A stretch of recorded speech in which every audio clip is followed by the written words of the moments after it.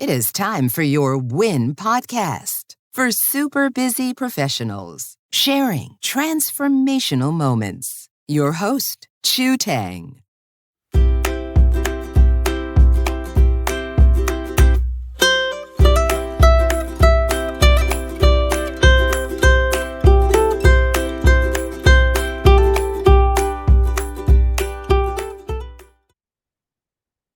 Hi, everyone. Welcome back to your WIN podcast. Today I have my special guest with me, Amy. Welcome, Amy. Hi, thank you, Chu. I'm happy to be here. Thank you. So Amy is on Big Island of Hawaii. I always make it very special because I love Big Island. Me too. That's why I live here. I never thought I would have the chance, but so something happened, a miracle, and then I found myself living here on the Big Island. It was a dream of mine. Oh, okay. So share with us that transformational moment that changed your life forever. Absolutely. So you don't forget the day that changes your life forever. Back on Monday, February 10th, 2003, I was at that time traveling in California. It was one of the things that I was doing. I was learning, and I was learning a type of shamanic healing practice, and I was learning it from this woman, and she had a very unconventional style of teaching. She just throws you into the wolves without actually teaching you anything. Oh, okay. Yeah, and so on that specific day, the reason why I was in California was because she called me up on the phone several days before, and she said, "Hey, Amy, I need someone to do this technique and to perform this shift in this workshop I have in Oakland."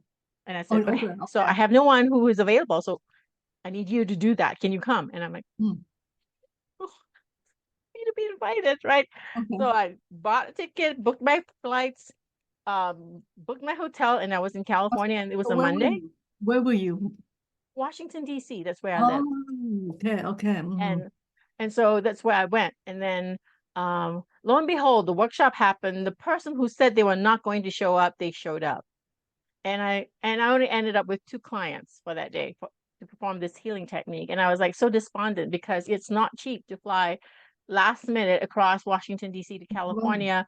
I had to pay for my hotel and all of that. And with the 2 shifts from these 2 clients, it's not going to pay for my air ticket, let alone the hotel and everything else. Right. And at that time, I was just laid off from my job. And so I had been learning this technique because I found it very interesting. And I seemed to have an affinity for it. And I said, oh, maybe I'm able to transition out of a different career and find a more successful side hustle to do this, right? And nope. And this was not my first disappointment. It had happened again and again, like a predictable pattern. And what happened was it was 9 o'clock, 10 o'clock in the morning. I was having a cup of coffee in this cafe downtown Oakland. Not very safe, you can tell, right? You can hear pow somewhere else, Yeah, I know Oakland. Far away. Yeah. And I said, oh my God, what am I doing? So I was very despondent. I was very depressed. You could say I was depressed, but I'm not, because this woman, the reason why I was studying with her was because she had cured me of bipolar disorder in just one move. Oh my God. That was it. Changed my life. Yeah. It was the most profound experience I had gone through. Wow. And because of that, I was devoted to this technique, because if it can change someone with bipolar disorder in just one maneuver, then what else can it do? Oh my God. That's why I was so devoted to the technique. Yeah. And you could say my life from childhood until now has been an accumulation of multiple disappointments. We call that baggage, right? Emotional. I had tons of it, right? From my childhood all the way through adulthood and through a lot of setbacks I've experienced. And so this was like the thing, the what would you call that? The straw that broke the camel's back. Right. Okay. And so I felt myself I thought I was cured of depression, and I knew I was very sad, or should I say disappointed, because there was no emotional element in it. I mean, there was some emotional element in it, but in that moment, I felt the straw literally landed on the camel and it broke its back. And I felt myself collapse But then Oh, at the same time, I felt something inside of me collapse. And at the same time, when in the moment when that happened, yeah. I felt something else rise all around me and inside me. I mean, this awareness rose, and it rose to the point where it pushed thought. I never knew this was possible. It pushed thinking beyond the experience of this physical body. Oh, And then I started weeping. I don't call it crying, it's weeping, because it mm-hmm. was highly intense. It was so intense Mm. that your entire body can't hold the experience. Oh my God. And in that moment, some part of me knew this was the moment I had been waiting for my entire life. And I was in my 40s at that time. Oh, I was like, oh wow. my God, okay. And so I started bawling because I knew that whatever I was looking for this moment, no Mm-hmm. matter how much I did not know what it meant, Mm-hmm. this moment was what I had been waiting for my entire life. Because one of the inherent identities, if you want to put it, or beliefs that I had was I'm alone. Oh. That there's no one, there's just me, and then there's the rest of the world and everybody else. I Mm-hmm. Regardless of how much I was seeking, of all the relationships I was seeking, all the bonding I was seeking my entire life, Mm-hmm. none of it seemed deep enough. And yet in this moment, I found the thing Mm-hmm. that shows me, even in all the spiritual seeking that I'd been doing since I was 5 years old, I knew in this moment what they had been talking about. I was experiencing in that moment that I'm not alone. I have never been alone, and I will never be alone again. Oh, And that presence, right, just filled me up and showed, oh my God, it's everywhere. It's not just everywhere, it's in everything. And so you experience non-separation. That's what they're talking. We are one. We talk about that word, we are one, but yeah. we don't really feel. We trust or we have faith, and we hear Yeah. people say that and we trust their beliefs. But in that moment, I actually experienced that. I experienced that same awareness and presence, intelligence, whatever you call it. We Yeah. have no words to express it because it's a different dimension, if you want to put it that way, a different Yeah. dimension of experience that's in this room, in every single thing. And Mm. it was everywhere. And so at that moment, even though I was not thinking, I was looking around the room and I was saying, am I the only one experiencing this? Oh my So God, there this thing were is there. so there were four people in the room, including yourself? There were there were at least 4 or 5 of us because I was in a coffee shop, right? And so there was Right. at least two waitresses, several cooks, and several customers. So there were no more than 10 of us in that room, but I was the only person who felt this awareness. And it's like an ocean, right? Endless. Oh my God. And I felt this awareness inside of me. And I was looking around, am I the only person feeling this? Mm. Yep. Oh. So how many And so, hours after that you met this teacher again? she had left. So several months later. Or 7 months No, later? actually, no. Actually, I was wrong. No, that that day, that day actually marked the end of our relationship as teacher and apprentice, because Okay. in that moment, all everything stopped. And by that I mean inside of me, inside most human beings for that matter. Okay, Yeah. we have something called impulse, impetus, desires, wants, whatever, something that drives you to do something, to go seeking for something, whether it's seeking Okay. money, Okay. seeking relationships, whatever. In that moment, all desire inside of me stopped. All of it. Okay. It was absolute silence, Mm. uh, inner silence and stillness. And by silence, I don't mean noise. Silence, it's like an inner, like nothing. Yeah. Yeah. No wanting, no desire, nothing. And all of that ended. And so that, in that way, ended the relationship, because I, who I was Mm. in that time and space, no longer existed because something else was occupying the shell. Mm. And so, and because it's occupying you and it's everywhere, then and because you're not thinking, so you don't have the ability to doubt or listen or question. It's all gone, literally. Okay. And so this thing is living your life for you, So living this how long did it last? 15 years. 15 years. Wow. 15 years. And for 15 years, this life was going to job interviews, was going Oh, to um meeting people, and but essentially it was very, very still. So no desire, no joy, no hate, no nothing, none of that. There are no are you feeling emotions that now? whatsoever. Are you During feeling that during now? that entire Oh yeah, I have, believe it or not, there are some elements of who I was as a human being, as a no subjective human being that still Yeah. exists, the one who's talking to you. Yeah, yeah, But yeah. at that time, no. So I was only speaking when necessary. going going to work, and when I was at work, I don't know if I had coworkers speaking to me, that is speaking Yeah. body, all of that, it did all of that. It passed all my job interviews, got me all my promotions. It did all of that. So It wasn't scary, actually, believe it or not. It's not, did because anyone in the notice? process, no, everybody thought I was weird, okay, or different, Oh, but oh, no one who knows me noticed. It shows you that, when starting with that woman was a very eye-opening experience, because you yeah. see, her technique was born out of her own version of what happened to me. Oh, so, I oh, had no idea at that time, because she was someone who was in corporate America, if you can put it that way. She was a yeah. sales manager for um, pet food, and as halfway through her pretty successful career, financially successful career, she had a cancer diagnosis, and Oh, because okay. and a terminal one. And Yeah. so she decided that, you know what, I'm going to die, so I'm just going to pack up my things, sell Yeah. everything, or whatever Yeah. I Yeah. can't pay off.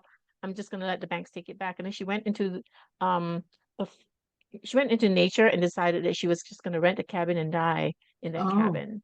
And as part of the death process, and she was watching how a human being's reality essentially is put together by their mind, how your mind assembles your reality. And then she physically died, yeah. and then she woke up.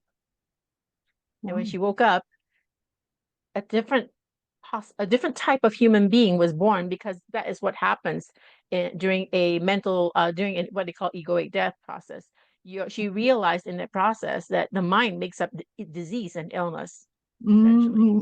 I heard That that. if you are able to um, either dissolve that element in a human Yeah. being, then you're essentially able to cure everything. And one of the things that was birthed out of her death process was Yeah. the ability to heal someone using that shamanic technique that was born And out of her death process, death and awakening. And so she was wow. that kind of a teacher. And so I knew in that moment, when I experienced this, I call it physical union with Yeah. this awareness, Yeah. that I'm experiencing my version of Uh-huh. what she went through. But at So are that you? time, of course, I didn't know that, because that Oh, awareness is not interested. It is not interested in anything experienced but experiencing this reality through this skin and form. oh, And so I was not question. I was just living in the moment. Literally, that's what they're talking about, living the present moment. Except when you're reading books about living in the present moment, you're training the mechanism that lives in here, you know, right. to learn something that is actually an experience. And Yeah. it's not like being in school. You can't learn this. You just either be it, or you're learning to be it. But Right. the problem with learning to be it is that it's you're copying something that you don't understand or don't know, and so you're Right. imitating. Mm-hmm. And when you are in this state, there is no learning. You know things without ever encountering them. And that Oh, was the amazing part of the 15 years that was in this process, in this yeah. experience, because I was doing things that I had never learned. I had no experience learning. I wasn't reading. I wasn't doing anything. I was just experiencing that moment. And so in that moment, I just did whatever came to me Mm. in every aspect of my life. Yeah. So are you teaching people this healing technique? No, No. no, Is because it? because the reason I wanted to at some point in time, I Yeah. wanted to, but the funny thing is, you can't exactly teach this healing technique, because it relies, a big chunk of it relies on a person's individual awareness of something that is beyond time and space and skin and bones. So you actually have to teach what essentially is more important is to teach them to dissolve this mechanism so that they have access. This is an ability that we all inherently have if we can take the thinking mechanism in our brain, in our So minds. are you going to write a book about it, or you already did? I actually wrote a book about my experience called Conscious Union, The End of All Seeking, and it was on Amazon, but Amazon was giving it away for free. So I said, forget it. I'm going to take it off Amazon. Oh, okay. But I will republish it under Google in Google. And you might be able to find it in Google Play. I'm re-editing because I'm trying to fix the cover. I didn't like the cover. I'm going to edit the cover and then I'm going to republish it, and I'll give you that information. Okay. I'll when it's ready. I'll send you the book. No, it's okay. And then I'll buy the book from you, and then we're going to put the link when you have that ready. I'm going to update the description of this podcast. And my God, I don't know what to say. I know. I had nothing to say, and that was the hardest part about this experience, because I was in a state of complete silence for about 15 years. So interacting with me was not exactly a comfortable experience for a lot of people, because I hardly spoke. I don't know how I passed job interviews, how I had a job in corporate America for three different companies during that time, because the person who was doing the talking during the job interviews, interacting with coworkers, all of it was not me. I have no conscious memory of that experience because this presence is living through me, and it still is living through me. It's just that my subjective self is coming back, because one of the things that happens is that because I feel no separation between myself and other people, that's one of the reasons why I'm living on a big island. If I was near someone who is sick, I am them, no separation. I became sick.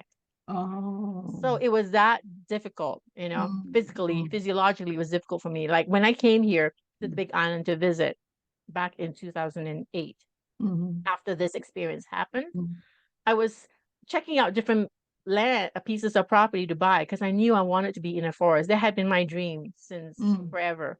And I was going to follow whatever feedback the environment was giving me. And so when I was checking this land out over here, I was standing near a huge ohia tree. It's an endemic native Hawaiian tree that you can find anywhere else in the world. I was standing in this tree, and suddenly the tree was me and I was the tree. I experienced no separation anyway, but suddenly I experienced myself as the tree. Okay. And the tree was experiencing itself as me, and the two of us were kind of like, okay, this is interesting. And so got this place. Wow. Yeah. Wow. Thank you so much. That's why I came here. Yeah. Thank you so much for sharing your story.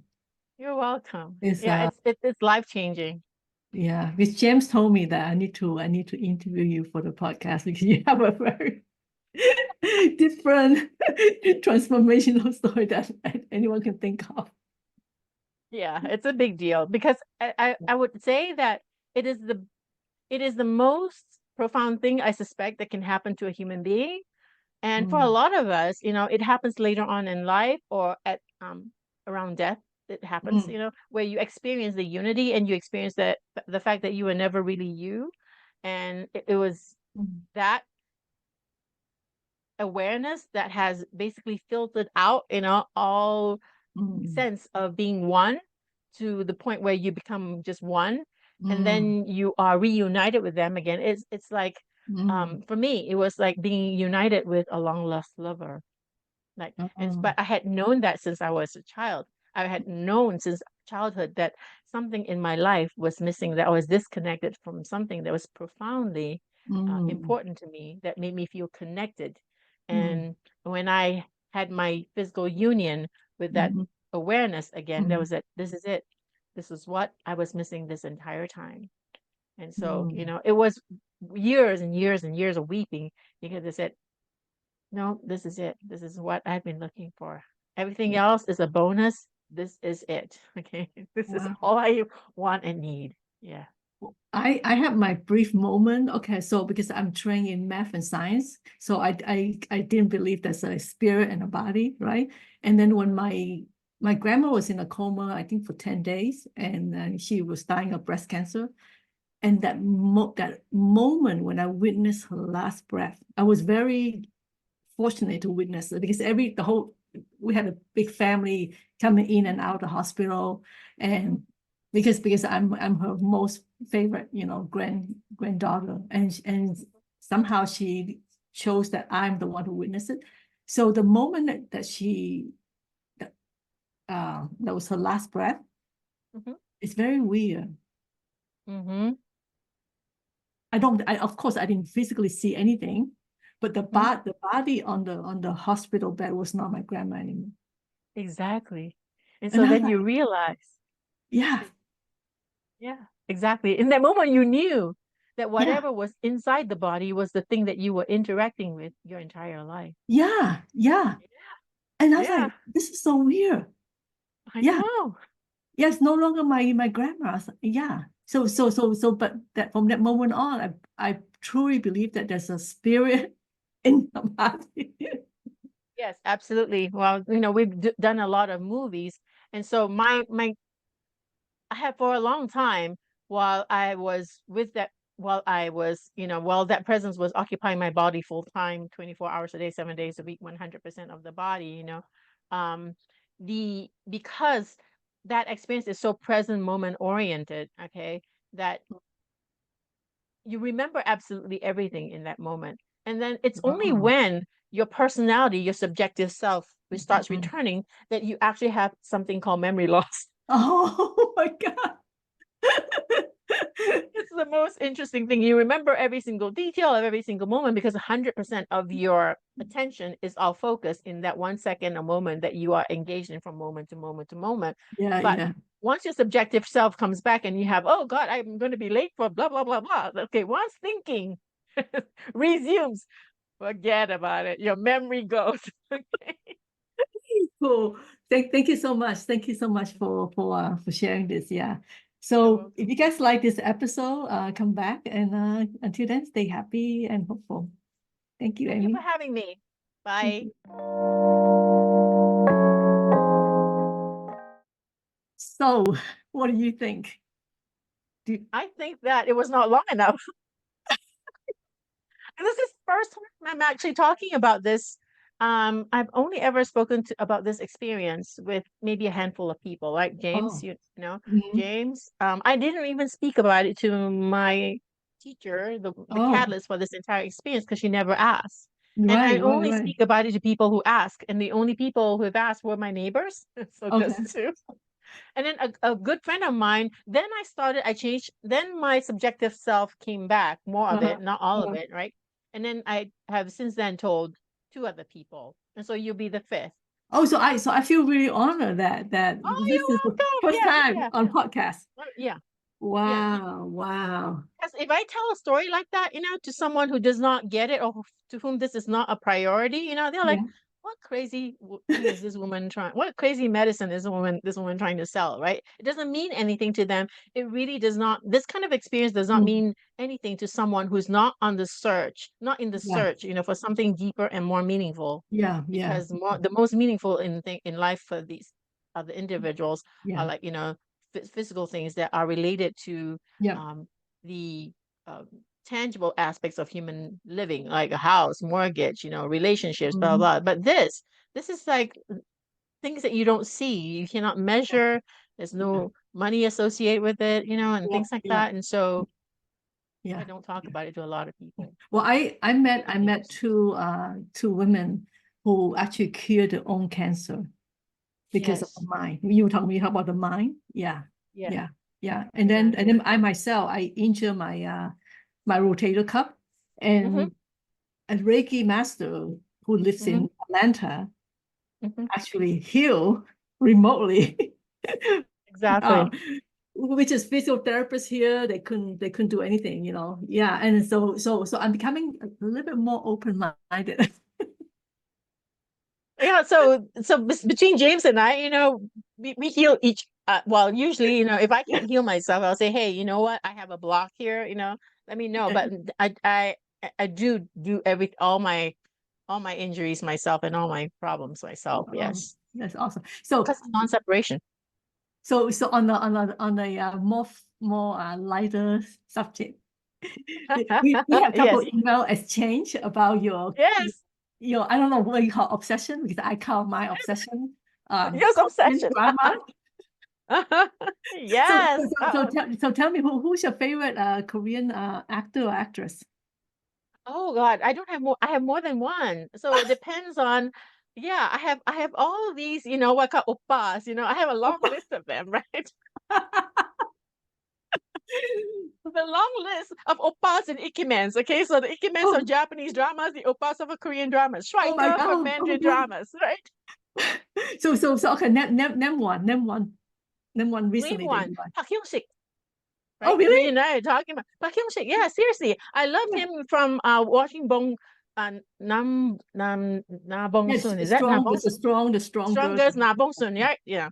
Yeah, so we have a common because right now, Another common, right? yeah, but he's my top. He's my top right now, because I Yes. used to like Park Si-joon, and then because of Oh, Sejun. Oh, because of yes. that show of Horan, and then Oh, HWAR, it's a Hwarang. Hwarang. Horan, yeah, Hwarang. yeah, and then I started noticing this actor that has a really amazing gaze, and I was like, Uh-huh. all the expressions in his eye, and that's Park Han-sik. Yeah. Okay, so let's talk about them across like different age groups, right? So Zo In Sung. And I like Zo In Sung because No, I don't the know. first, you don't know Who- Zo In Sung? He is the one, if you watch the latest Korean drama called Moving, he was not in the lead role, not the younger generation, but he's the one I who could like the fly. actress in Moving. I like the actress in Yes, yes. Moving. Yeah. Okay. Yes. Mhm. So I kind of like fell for him in the show It's Okay Not Love.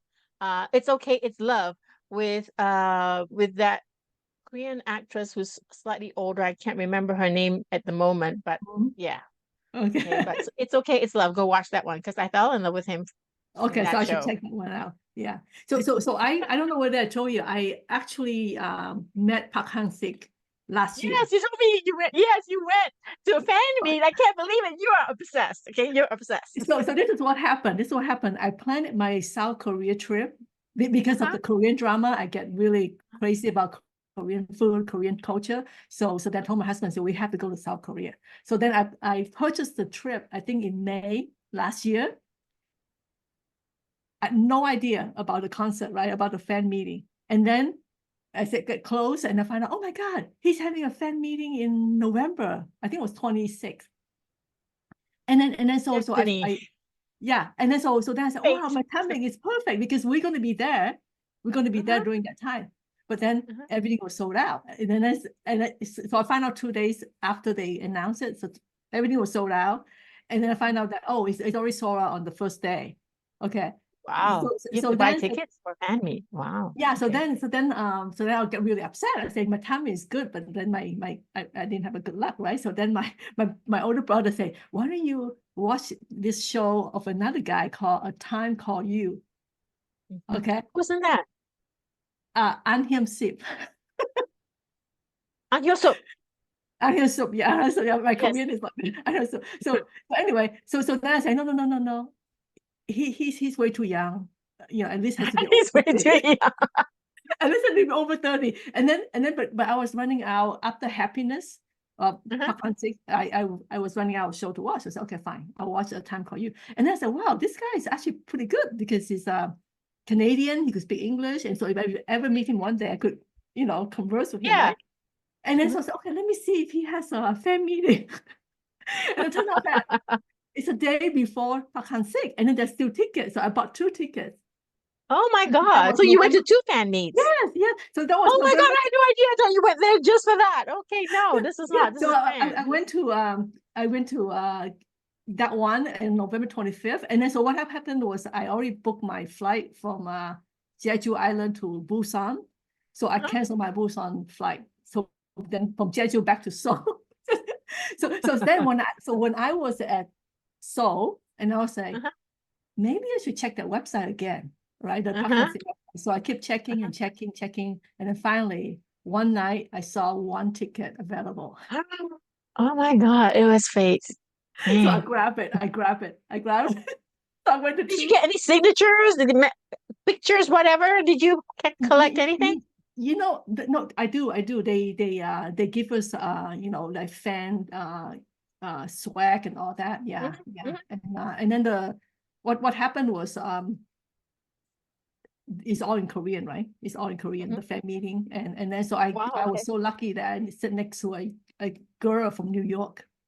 And Mhm. then at the end, after the fan meeting, everybody's still there. So I kind of asked her in English that what's going on. And she said, "Oh, Park and Sik is gonna say, do high touch as people leave the concert hall." And so I got to see him like that.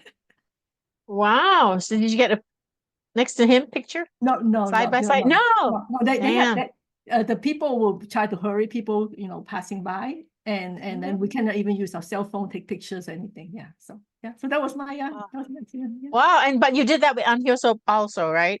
Yes, yeah. So the unanswered one was even better because he decided Really? to come off the stage and Mhm. he walked just right in front of me. Whoa. Okay. Yeah. It's like that close. Yeah. Wow. So that make my So, South Korea trip the best. I oh, guess we could go on and talk about this for hours.